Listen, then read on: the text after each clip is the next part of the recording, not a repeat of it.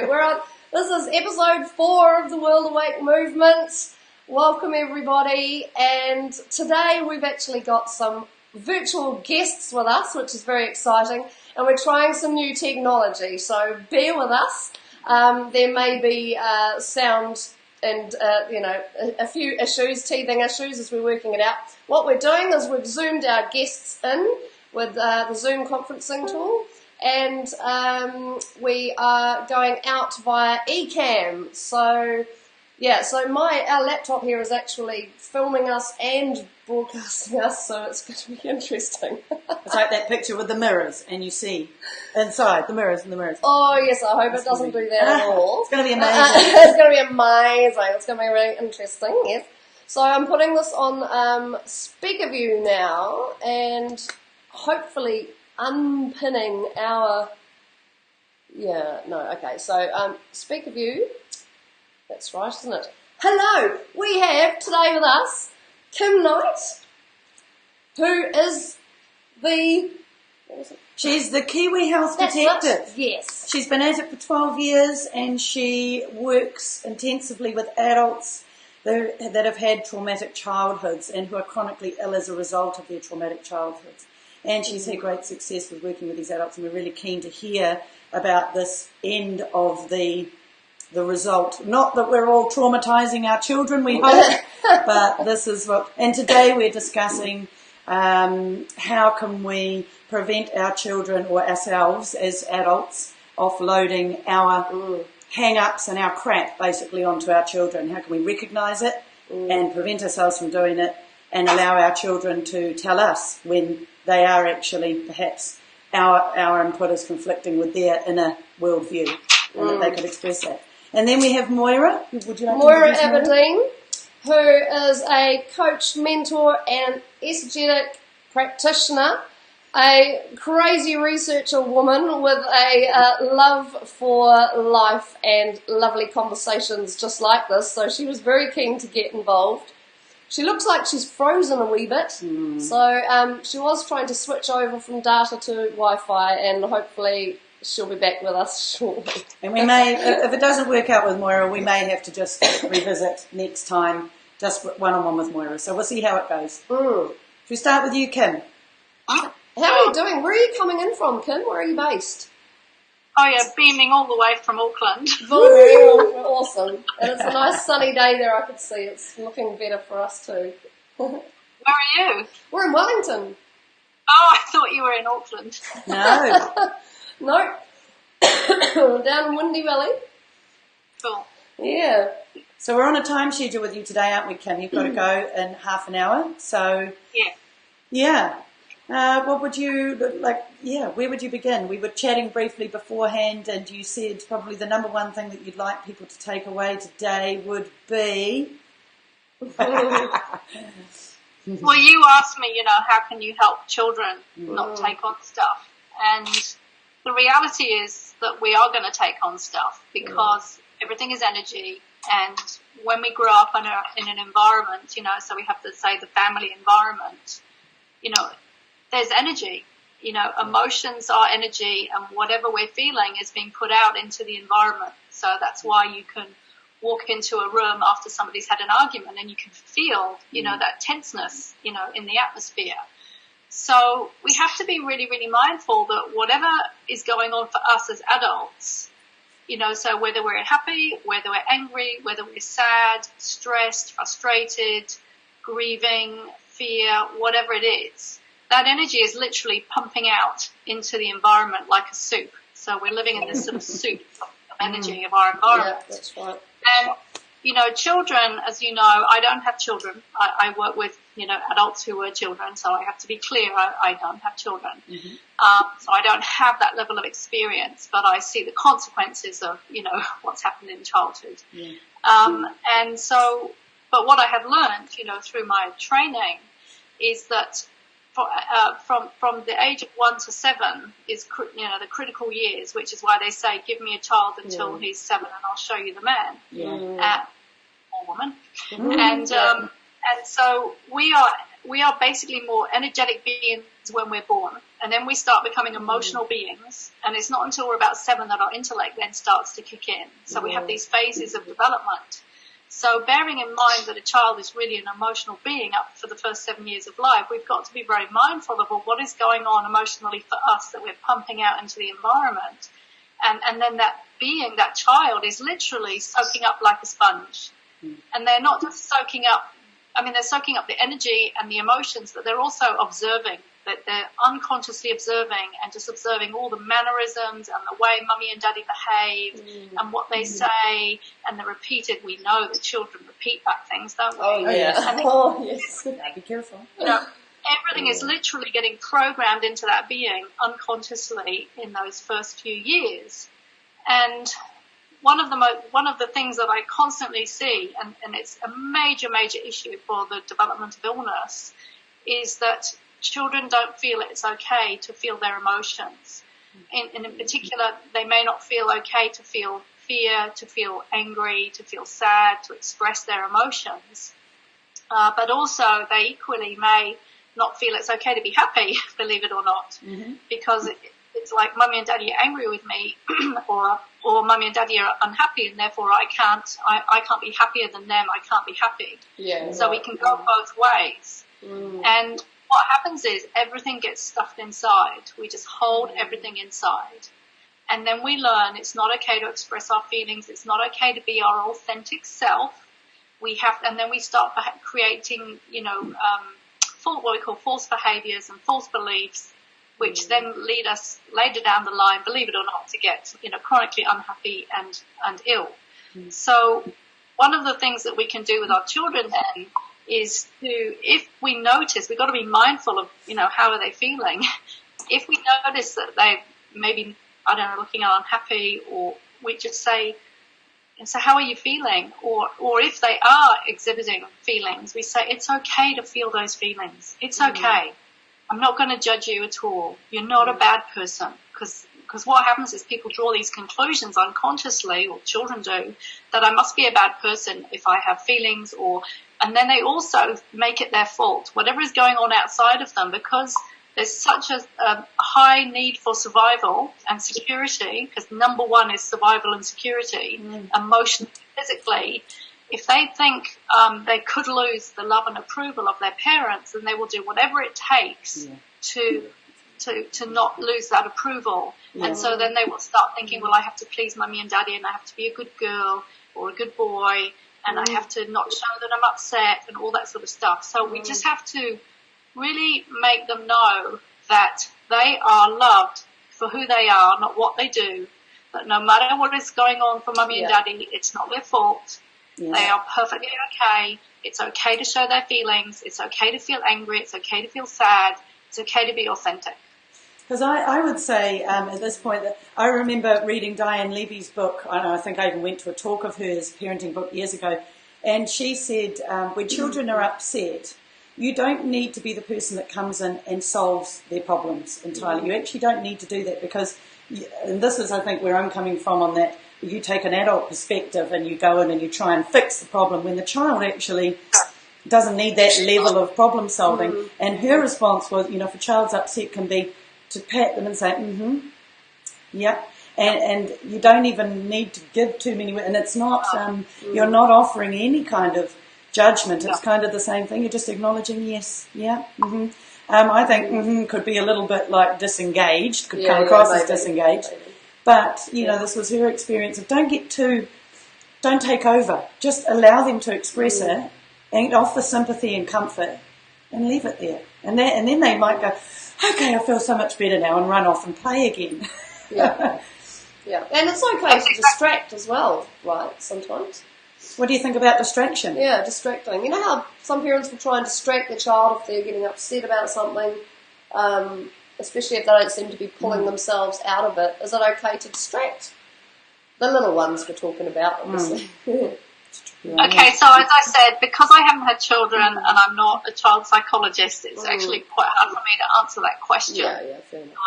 I've got to be honest.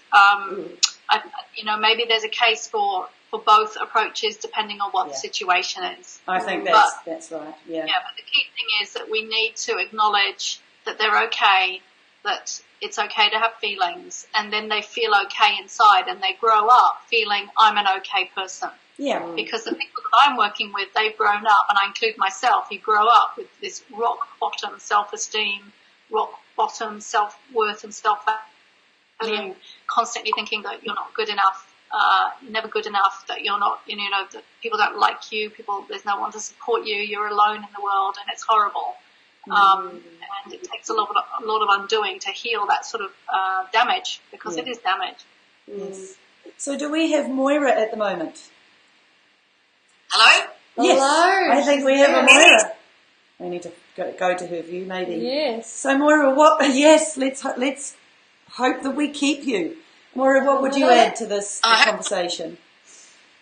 Oh, well, I totally support what Kim is saying, although, I come from a different perspective on some things. That children need to have their own experience and have their own experience validated. But everything is a balance. Yeah. The parent has a different job to the child. The child is very much connected to the source. Yeah. In early years of life, there's lots of stages that we could go into, but we'll just gloss over that for now. And it's a process of learning who they are in the world. Now, children do what you do. This is the hardest, I think, one of the hardest things to accept. If you are particularly stressed, your child is going to act out that stress. That's absolutely my observation. Now, you might not be aware of how stressed you are, which will make it very easy for you to project that onto that child, and then your child be the problem, not you. And I don't think that people do that willingly. There's absolutely no room for blame or judgment in here. Actually, I'm a bit surprised. I'm just to realise that Kim is not a parent either.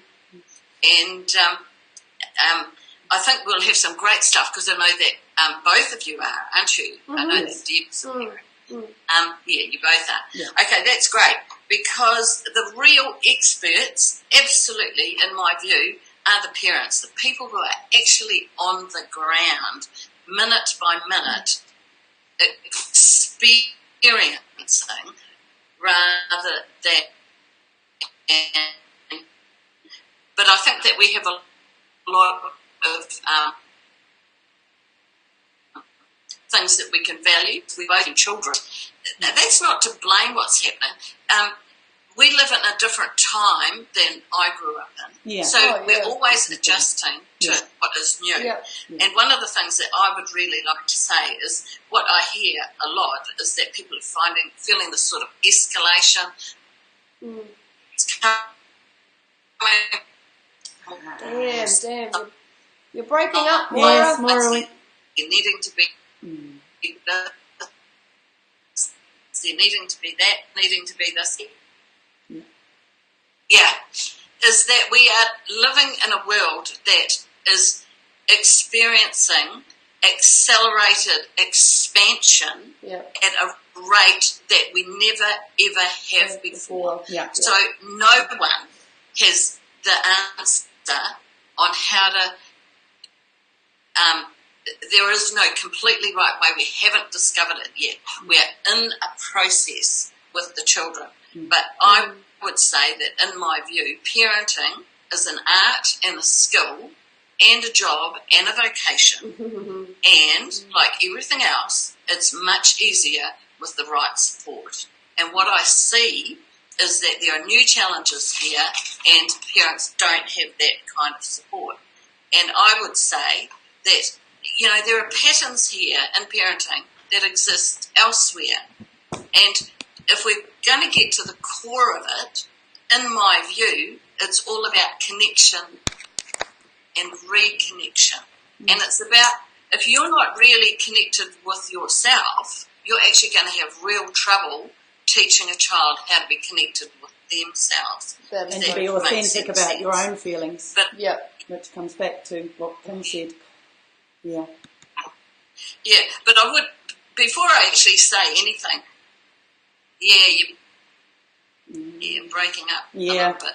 But what I would like to say is I'm speaking from a perspective of having no children, even though I was one, and I remember it really well. I care very, very deeply about children, but We can't hear you. care You've gone, Moira. about mothers' children, we heard because us. it's not a platitude to believe that is the most difficult. Oh, what a Yeah, it's a shame. I think we should revisit wow, Moira. the technology is challenging us. It is challenging us, even on Wi-Fi. I think, we've got a great connection with Kim, and maybe Moira. Did you manage to get onto Wi-Fi, Moira? Let me try something. Okay. Yeah. Let me try something. Maybe jump Let me out try. and jump in. But anyway. Okay. So we need to get to solutions and suggestions.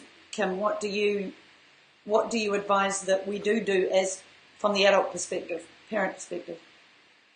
Well, I think Moira made a really good point about connection. Unless we can connect and are connected with ourselves, then we're not going to be able to connect with others, and that's certainly been a big learning curve for me. Really, from the time that I started doing counselling when I was, diagnosed with depression 30 years ago, it's all been about learning about myself and who am I and knowing myself.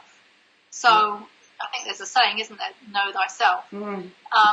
So we have to do the work ourselves to know who we are, to be in touch with ourselves, to be in touch with our emotions is absolutely paramount. We've got to know at any moment, and this took years for me to learn and train myself to be able to do this, is like, what am I feeling in any moment? So that, for example, in the past, when I was a child, I remember I used to be very sullen and grumpy and sulk, right? And sulking is basically a sign that we have emotions inside of us, but we're not aware we have emotions, and we don't know what to do with those emotions. Yeah.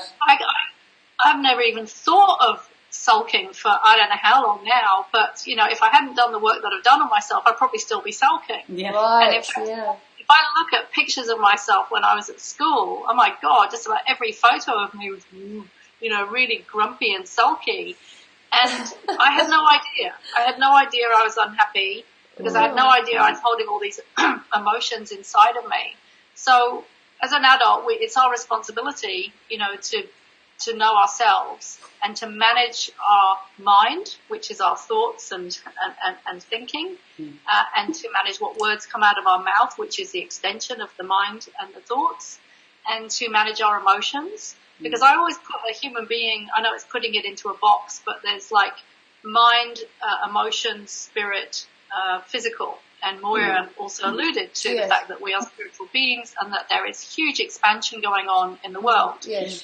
And you may have been alluding to, technology and, things are expanding, which they are. I mean, just like trying to keep up as a business person with all the technology just does my mind sometimes. No, I think the point she was making was more than the usual intergenerational changes and differences. Yes.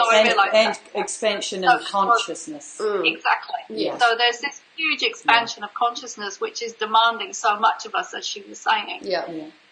So we're really, everybody's being really pressured and pumped at the moment to face themselves. Yes, very much so.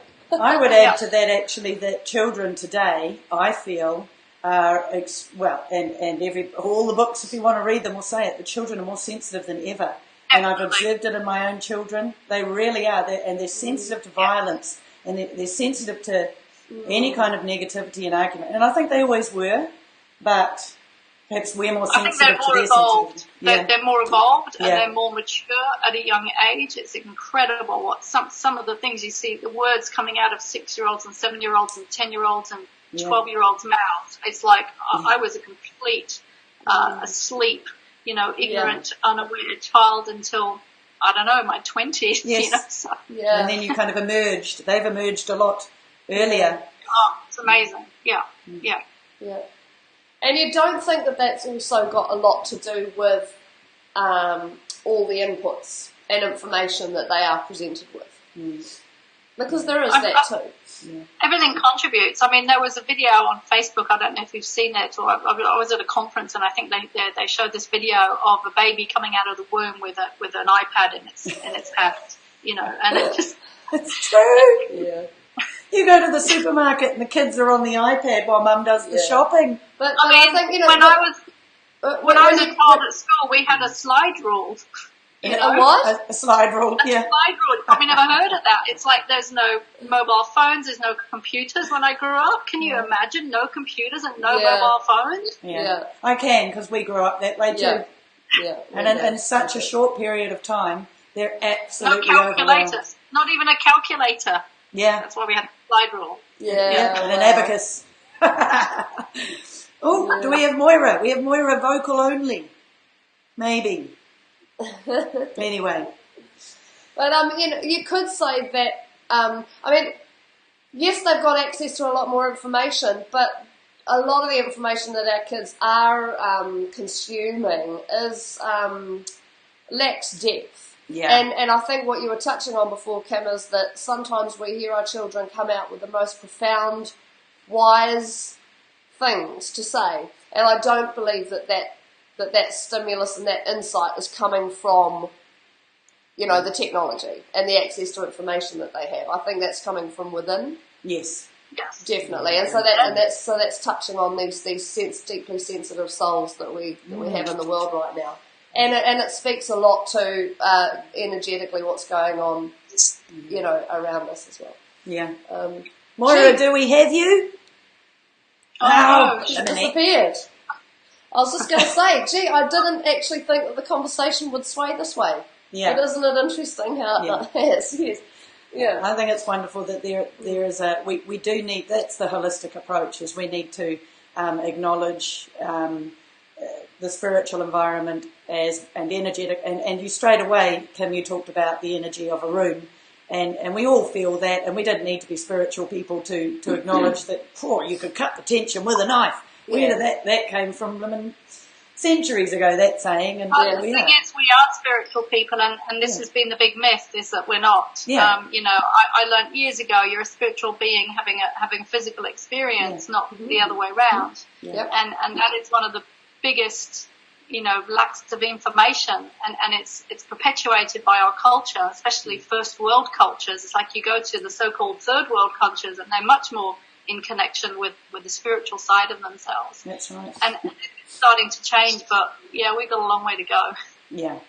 But I believe we will get there, and our children will be the healers of tomorrow, and also those that need to be healed, because everybody has their role to play, and by doing that, the work that you're doing that helps to understand the mistakes of the past and who we are as a complete being, and it must be very rewarding work. It is, and especially when most of the people that I've worked with, they've usually tried lots of things and often been told, we don't know what's wrong with you, we can't help you, there's no solution, and that to me is a crime. Yes. It just means they don't understand, you know, what the cause and the solution is. So, so it's, again, you know, in my field, and I'm not the only person here, is that the work we're doing in health is absolutely cutting edge, breaking, you know, what's that ship, the ice breaking ships, really breaking down the old paradigm, because everything is breaking down. If you look at any segment of society, whether it's, It is. everything is breaking down, and a new paradigm is coming up. It's like I get this vision as I say this of, you know, something coming up from the sea underneath this, and it comes up above the water.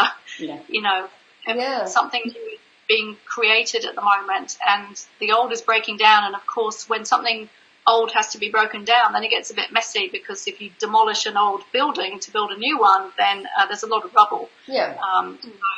It's a messy business sometimes.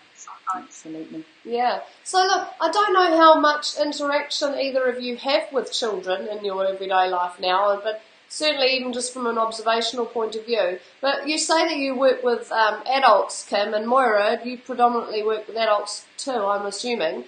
With children as well. Oh, as well, children. okay. But I mean, if the adults that you're working with, and especially Kim, the traumatized adults are a product of their childhood, I suppose, and all their experiences through life. What do you think bodes for our children of today, and what type of adults do you think they might become? Do you think actually that the parents and the adults around them are giving them a good shot, are helping them be more self-aware, are enabling them to tune into their emotions more? And do you think that we might be raising adults that will have less emotional baggage and problems? I'll answer if that's first, if that's okay, because I do have to go in a few minutes, if that's okay, Moira. So, it really comes down to the individual family, so there are some families who maybe are more self-aware and therefore maybe doing a better job. I don't like to judge it, but, a less damaging job. And then there are many families, oh my goodness, lot of unawareness still. Yeah. But I've worked with a lot of young people as well. Like, I love working with teenagers and sort of early 20s, because what I find is they're really being challenged, and I feel it's because they have a greater role at some point to play. So, whilst their peers may be, doing all the normal things of, parties and going to school or whatever, they're really being challenged because they've become ill, but then they're learning these new self-help and self-awareness strategies, and they're just growing their self-awareness, and that's giving them something that their colleagues who are not going through that don't have. But then they go out and role model. So, for example, I worked recently with a girl. She was 17, and it's okay to say this. Obviously, no names, but it's okay to share, the brief details. Is that she had an eating disorder, was literally on the verge of, very close to dying. And we tracked back, very quickly and found out, what had happened in the childhood. And then she learned that she'd been storing all her emotions inside and not speaking her truth and being authentic. And then, 6 months later, she's fine, normal, back at school. And now she's being her more authentic self. And by role modeling that, just, not even saying this is what I'm doing, just by, using these. You can just see it. Yeah. And gives others permission, because it's all about giving ourselves permission, and thereby unconsciously other people permission to be their authentic self. And that is a real core concept here, is this thing that we need to be our true self, our authentic self. And if we veer off that, then we're going to get unhappy or ill. So, there are a lot of younger and younger people getting things like chronic fatigue and fibromyalgia, which are the things that I tend to, work with. And it's because they are these really sensitive people, they don't have the thick skin, and they're actually, so many of the clients I work with, they're so tuned in and spiritual and intuitive, and that's why they're tending to sort of get ill as well. Right. But, so I don't know if that answers your question. Well, and I would add that these illnesses, like I had chronic fatigue when I was 21, and that taught me to look after my body, because I just was totally trashing it, absolutely trashing it, and then saying I just couldn't anymore. So I had my fun, and then my body, no more. So these things that are really, I'm not saying it in a trite way, but these are gifts to us when you look at it from that perspective. The only problem is you've got to survive it. And learn from it, and then be able to share the learning. But what a learning. Yes. Yeah. So Kim, is that you've got to go now? Would that be about right? I've got 3 minutes. 3 minutes. Would you like to close with anything? And then we'll go to Moira. We might get a better reception with you gone in the kindest possible way. No, I don't think there's anything else I can add except, it's okay to feel your feelings, learn how to manage and master your feelings, and be in touch with yourself as an adult, and then teach that to children, and then the world will be a much better place. And if people want to get in touch with you, Kim, where do they go to find out more? And work with you or whatever, they would like Sure. My website's kimknighthealth.com. Okay. Cool. All right. Thank you so much for joining us, Kim. It's been great. Yeah. The No, pleasure. it's been really So, cool. And then we'll be getting you in for many more, as I know there are many more topics in our on our list that you have an avid interest in and an interest in being involved in. So it'd be lovely to have you along again. I'm not sure if this Zoom/eCam setup is ideal, so I might look at the Zoom one myself. Yeah. Zoom okay, I thought it seems to be working quite well. But, yeah, we'll watch the broadcast and see how we look, but I might check out one of your ones as well. Yeah. Awesome. Okay, Great. well, thanks so Okay. much. I'll leave you with Moira. Lovely to hear your work, Moira. It sounds very interesting. Yeah. All right. See you, Kim. Okay. Thanks, Kim. Bye. Bye. And yours too. Yours too, Kim. Yeah. Have a good day. Well, she'll watch that back and catch that. Hi, Moira. How you doing? Oh. It's a bit shaky still, but we'll carry on. We'll try. So go. I'm sure you've got lots bottled up that you've been wanting to interject and add. And, so go for it.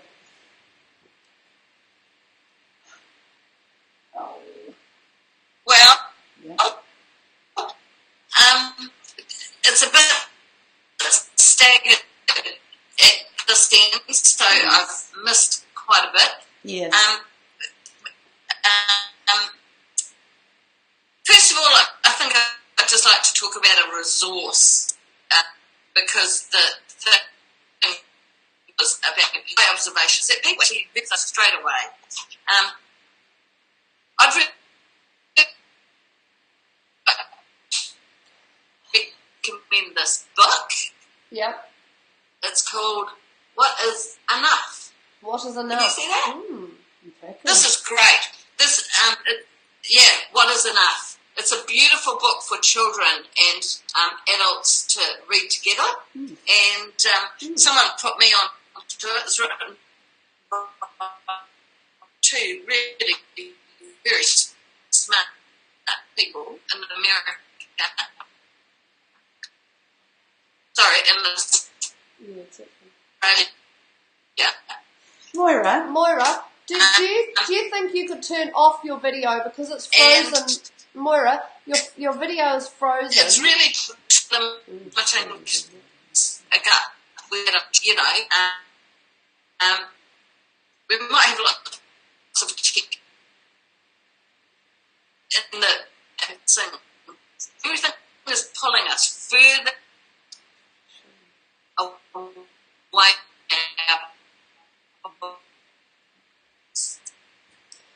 Moira, I'm so sorry, but we don't really have a connection. We don't have a connection that is at all intelligible, legible. So your video froze a long time ago, and your audio is coming through in chunks. Okay. Yeah. Yeah, and we can't actually. I mean, I don't think you're hearing our responses in a real-time manner either. So I hear you. you can. Well, you've just come back, but why don't you try turning off your video, perhaps, and then at least we might get a better shot at your audio quality if it's just streaming audio. And we'll see how that goes. And if that doesn't work either, then we might just need to call it a day. And try again from a different location next time. Yeah. Okay, say something. Can you hear me? Yes. So what we got as far as was the book. Yeah. Written by some great people. What is enough? Yeah, but that was about all we could make out. Yeah. Okay. Can you hear me now? Yes, it's much better. Oh, awesome. This took a bit of hunting to get this, and I think this is a really great resource. And it comes out of Australia, and it's got the most exquisite pictures and not too many words. It's very humorous. I adore it. Deb, I'd love to lend it to you if you want to have a look. That would be fabulous. And see what you think. But basically it's dealing with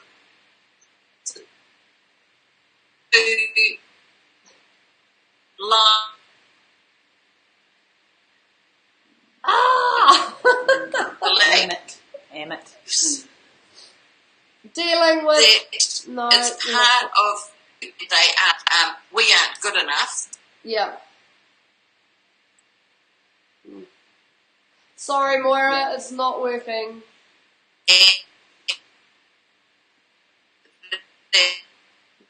No, we've got it. We've got Yeah. to call it. Yeah, Yeah. We're going to make the decision, We and it won't feels have horrible to be enough. interrupting you right now, but we have to. 'cause Yeah, this is sorry, different. Moira, Yeah. we're going to have to... Oh, what a shame. Yeah, Yeah. it is a shame. You'll be able to hear what we're hearing when you watch back on the broadcast.